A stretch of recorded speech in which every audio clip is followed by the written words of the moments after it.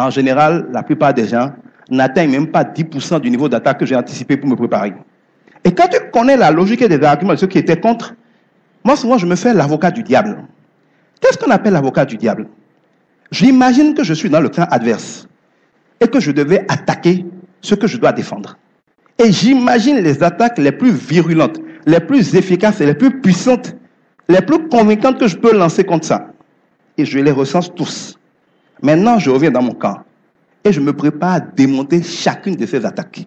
Donc, quand moi j'arrive pour débattre sur un sujet, je parle de la politique, qui était des enjeux plus sérieux sur les autres, on improvise, c'est que on ne m'a jamais surpris sur un plateau. Il n'y a rien qu'on peut me poser comme question qui n'ait pas déjà été prise en compte, que je n'ai pas déjà anticipé. Parce que, écoute, sur un sujet, il n'y a pas 1000 choses que ton adversaire peut dire. Hein. Si tu as l'humilité, sans parti pris, de te calmer pour te mettre à sa place, et de ne pas le prendre pour idiot, mais de considérer qu'il est aussi intelligent que toi, même si ce n'est pas le cas, en général, quand il vient en face de toi, il n'a rien à te dire que tu n'as déjà imaginé en pire que lui. Donc, quand ils viennent sortir des arguments, au fond de toi, tu ris parce que, bon, tu dis, oh, c'est seulement ça. Je m'étais préparé à pire.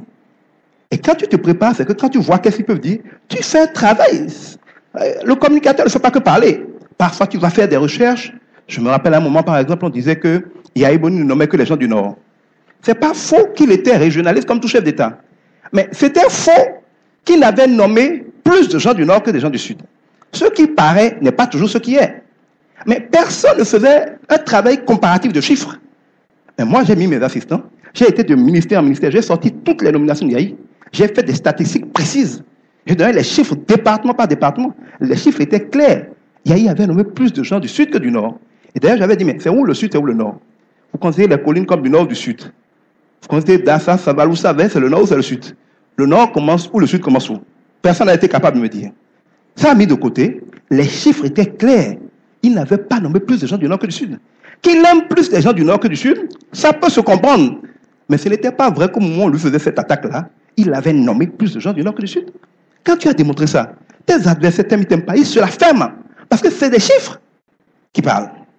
À un moment, on dit par exemple, comme actuellement encore dans le pays, on dit il y a une recrudescence de braquage, il y a une recrudescence de braquage. C'est arrivé à Yahi. Et moi, j'ai été dans les commissariats. J'ai été à la direction de la police, au ministère de l'Intérieur, j'ai demandé les statistiques des braquages sur plusieurs années. Mais au moment où tout le monde criait, les braquages avaient diminué de 27% par rapport aux années précédentes. Parce que qu'est-ce qui se passe? C'est comme les accidents. Il y a des accidents tous les jours. Mais il suffit que pendant une période, les journaux ou la télévision fassent des reportages sur quelques accidents. Les gens ont l'impression qu'il y a eu plus d'accidents. Mais il n'y a pas plus d'accidents, il y a des accidents tous les jours. Seulement qu'il y a beaucoup d'accidents dont personne ne parle. Donc quand un chef d'État arrive, ou qu'on vient nommer un ministre de la Défense ou de l'Intérieur, la presse commence à faire le zoom et le tapage sur le moindre incident pour donner l'impression que celui qui vient d'arriver n'est pas bon. Et quand ils donnent l'impression qu'il n'est pas bon, qu'on peut démontrer qu'il n'est pas bon, eux aussi ils ont tendance à les appeler, à donner de l'argent aux journalistes, vous arrêtez de les attaquer. Donc quand il y a une nouvelle équipe, les médias tentent toujours de démontrer qu'ils ne maîtrisent pas la situation, en prenant chaque petit incident et en l'amplifiant. Le résultat, c'est que le citoyen ordinaire est convaincu qu'il y a une recrudescence de braquage. Actuellement, je ne sais pas si c'est vrai ou c'est faux, je n'ai pas les chiffres. Mais à l'époque, quand j'ai pris les chiffres indiquaient que c'était faux. C'est comme quand aujourd'hui, on nous dit que Yahi a laissé le pays dans un piteux état. Mais évidemment, personne ne parle. Mais c'était mauvais communicateur. Les chiffres sont là. Quand Yahi est venu, il y avait 300 millions dans les caisses de l'État. Ça avait fait beaucoup de scandales. Quand Yahi est parti, il y avait 47 milliards dans les caisses de l'État. C'est des chiffres. Évidemment, pour manipuler les gens, la communication, c'est de la manipulation. On dit oui, il y a 47 milliards, mais il y a une dette intérieure de, je ne sais pas, 125 millions, je ne sais pas tout quoi. Donc ça fait un gap de tel. Et tout le monde crie. Quel pays n'a pas de dette intérieure? Qui parmi vous ici ne doit pas plus qu'il n'a pas plus de dépenses prévues que d'argent dans sa poche? C'est ça la dette intérieure? Ton loyer est derrière, tu ne l'as pas encore payé. Tu devrais aller prendre de l'essence, on doit calculer que normalement tu dois faire plein d'efforts, tu ne l'as pas encore fait. La scolarité de tes enfants est déjà, tu ne l'as pas encore payé. Si on doit faire la somme de la dette intérieure de chacun, il n'y a personne qui soit nul.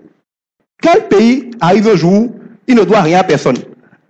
Quand Yahi est venu, ça fait des années que les fonctionnaires, depuis, je ne sais pas, les 7 ans de PAPB là, il y avait des arrêts de salaire non payés, non? Ce n'est pas Yahi qui a fait titrisation et qui a remboursé les gens en plusieurs fois avec des montages, éco-banques, je crois qu'il y avait Swaga et consorts, et on a payé les gens ici? Ou bien? Les gens n'avaient pas des arrêts de 7 ans ou de 7 mois de salaire qu'on avait oublié, c'est pas Yahi qui avait les payer? Quand Yahi est parti avec combien d'arrêts de salaire?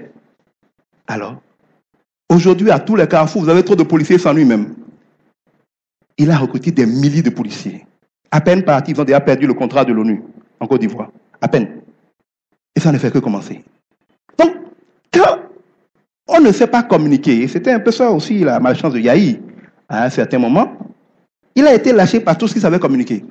Donc, à la fin du règne de Yahi, tout le monde le détestait.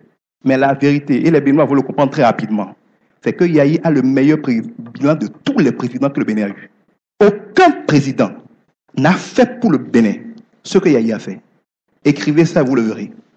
Il a triplé les salaires de certains, les magistrats, les enseignants, les médecins. Il a équipé, il a fait des routes, il a construit des écoles, gratuité de la césarienne, microfinance. Il a un bilan extraordinaire. Il n'a que quelques problèmes et il est plus travailleur que tous les chefs d'État réunis. Il était sur tous les fronts à la fois pendant 10 ans, de manière infatigable. Il faut apprendre à être honnête. Tant que ce pays-là ne sera pas honnête, nous souffrirons. Parce que l'ingratitude crée toujours des problèmes. On ne peut pas laisser un travailleur pour aller chercher le chef des bandits et prier pour ne pas avoir de problème. Il faut qu'on se dise la vérité. Nous sommes des chrétiens. C'est la méchanceté qui est en train de détruire le Bénin. Les gens ont tellement eu envie de détruire le chef, comme c'est dans nos gènes de méchanceté, qu'ils ont été prêts à tout, y compris à aller chercher le plus grand bandit du pays, pour peu qu'il promette de lui faire mal. En oubliant qu'il ne peut pas lui faire mal, parce qu'il n'est entouré que par les gens qui ont fait ça.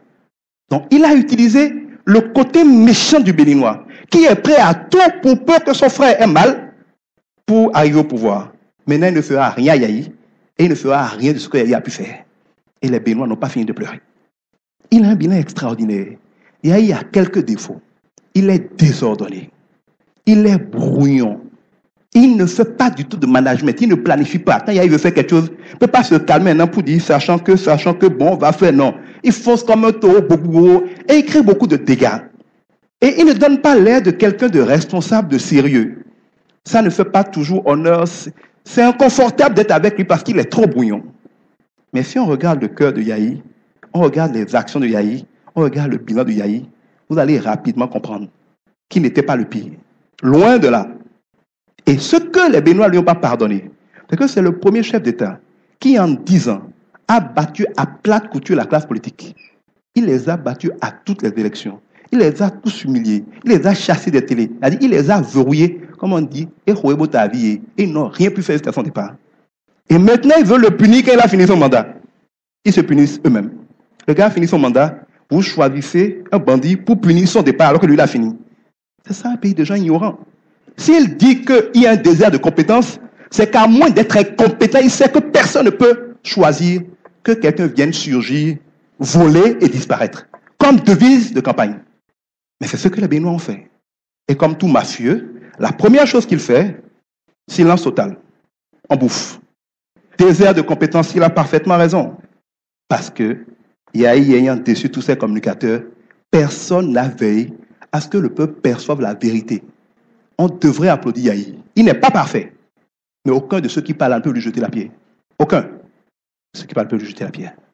Donc, le communicateur doit, quelles que soient les émotions des gens, c'est pour ça que les gens ne m'aiment pas.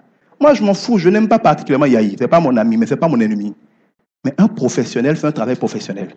Jusqu'aujourd'hui, si on doit faire le débat, si moi je rencontre ces gens-là, ils savent que je vais les démonter. Quelle que soit l'heure de Yahi, aucun de là ne peut parler.